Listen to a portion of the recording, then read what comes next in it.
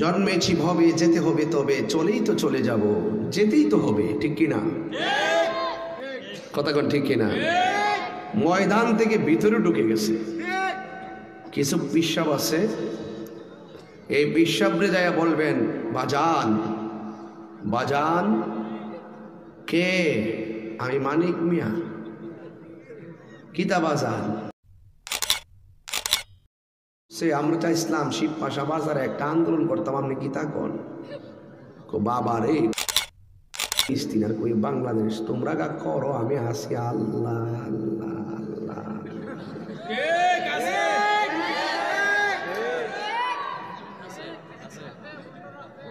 আছে কিনা? এদেরকে দেখবেন বিভিন্ন প্রতিবাদের মাঠে পাওয়া যায় না, আর এমনি মোটামুটি জমাই লেতেছে, কিন্তু বাবের সাথে কিন্তু জমাই লেতেছে। কথা কন ঠিক না বেটে? আবার যদি আপনার বিল্ডিং এর কোনার মধ্যে সুমন পিছনে যাবে, এই সুমন আর পিছনে যাও, ক্যামেরা আছে। উনি কে? উনি বেটার যে মানি বেগ আছে মানুষের দেখা আর কি। যাক, শরীরটা তো ঠিক করতেই ওয়াশ করলে তো চলতো না। মাঠ যদি আলটাল বায়া পানি মজা কিছু কি কর, আলটাল বায়া যদি মইটি না দে ধান লাগা যাব, যাক অসুবিধা নাই। মারহাবা কন। আর ওই বিল্ডিং এর ঘরের কোনা দেখে মধুর চাক বইছে, মধুর চাকটা ভাঙ্গা বোতলে বইরা নিয়ে কেবেন, বাজান মধু তো সুন্নত, খেজুরও সুন্নত, বাজান আমরা লেগে আনছিলাম। কি দরকার ছিল বাবা? হ্যাঁ মজা ওই পেট বইরে খাওয়াইবেন, খাওয়াইবেন বাজান। পায়েসটা আনছিলাম, খাওয়ার পর না পায়েস খাওয়া সুন্নত বা মিষ্টি খাওয়া সুন্নত, খাইতেন না, ডায়াবেটিস হইল মাইরা দে। আমার কথা বুঝতে পারতেছেন? বুঝতে পারতেছেন? এরা মাঠে নামে না। এটা কিন্তু আমাদের জন্য অধপতন ডেকে এনেছে। আমরা এক শ্রেণীর মানুষ মাঠে নাইমা প্রতিবাদ করি, আর এক শ্রেণীর মানুষ সাধু বেশে ওই বহির শক্তির সাথে হাত মিলায়। তখন ওই ইহুদিরা বুঝা ফেলাইছে মুসলমানদের মধ্যে ৩-৪টা বাঘ আছে, এক বাঘ আন্দোলন করলে কি আর একটা বাঘ তো আমরা ফকটেই আছে। শিব পাশার মানুষ কি এরকম? শিববার মানুষ কি এরকম? শিব পাশার মানুষ দিনকে দিন বলে, রাতকে রাত বলে। আমি বোঝাতে চেয়েছি, আল্লাহর হাবিব খানকায় ধ্যান করেছেন, এটার নাম ইসলাম। আবার ২৭ বার তলোয়ার নিয়ে ময়দানে নেমেছেন, দন্ত মুবারক ভেঙেছেন, পাথরের আঘাতে পিঠে রক্ত মুবারক জড়িয়েছেন, সেটার নাম ইসলাম। তাহলে আপনাকে দুইটা জিনিস অ্যাপ্লাই করতে হবে। মাইকটা একটু হার্ড আর সফট করো,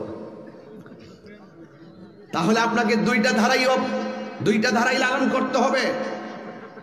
সন্তানকে বেশি আদর করবেন, সেটা মানুষ হবে না, কিছু শাসন রাখতে হবে। যেই দিন থেকে প্রতিষ্ঠান থেকে বেত উঠে গেছে, সেই দিন থেকে পোলাপান মোবাইলের প্রতি আসক্ত হয়ে গেছে, ঠিক কিনা বলেন? আগে আমাদের বিচার ছিল, বেঞ্চের নিচে মাথা দিছে, কয়েকটা বাড়ি দিছে, ছাত্ররা ডরাইছে। এখন মারা যাবে না, মারা বলে যাবে না। ওই দিন ইন্টারে পরে একবার গেলাম, এবির সূত্র কি পারে না, সিনান সিন কারে কয় বুঝে না, এমন জাতের লেখাপড়াই হবে, বড় বয়া বয়া উঠু ফাঁস।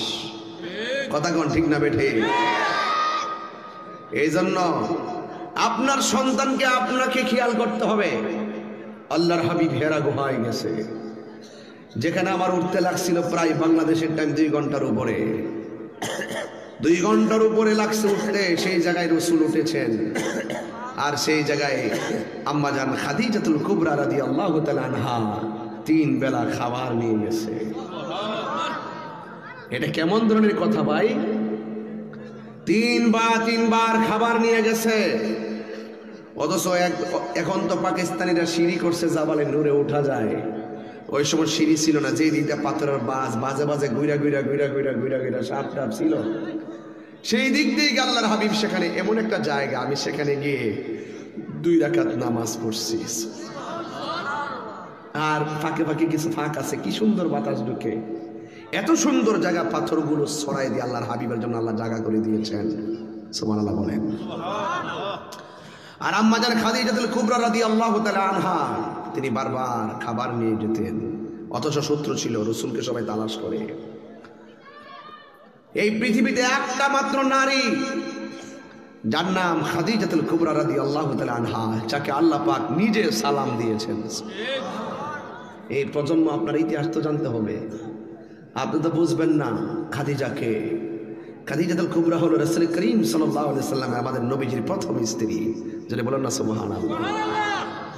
যতদিন পর্যন্ত মা খাদিজাতুল কুবরা রাদিয়াল্লাহু তাআলা আনহা বেঁচে ছিলেন, ততদিন পর্যন্ত রাসূল দ্বিতীয় বিয়ে করেন নাই। বুঝাতে পেরেছি?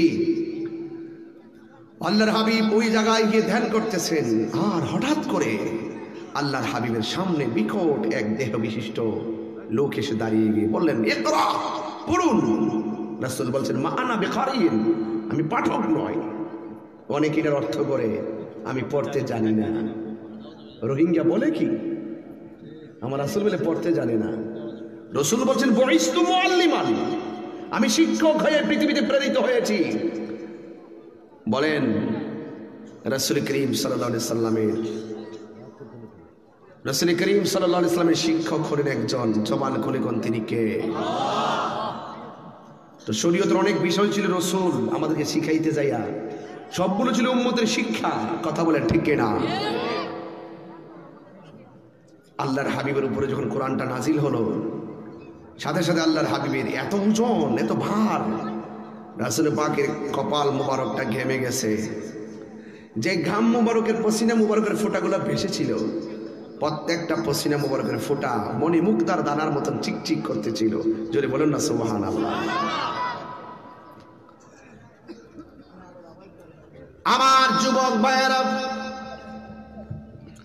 রাত্র গভীর হয়ে গিয়েছে। যতটুকু কথা বলছি স্ট্যান্ডার্ডলি বলার চেষ্টা করেছি। মুসলমানদের ইতিহাস জানতে হবে, ইতিহাস বলে গেলে চলবে না। আল্লাহর হাবিব সাল্লাল্লাহু আলাইহি ওয়াসাল্লামের উপরে যখন আল্লাহ কোরআন নাজিল করেছেন, আপনারা জবান খুলে বলেন, কোরআন হেফাজতের মালিক হলেন একজন। জবান খুলে বলুন তিনি কে? ইন্না নাহনু নাযালনা যিকরা ওয়া ইন্না লাহু লাহাফিজুন।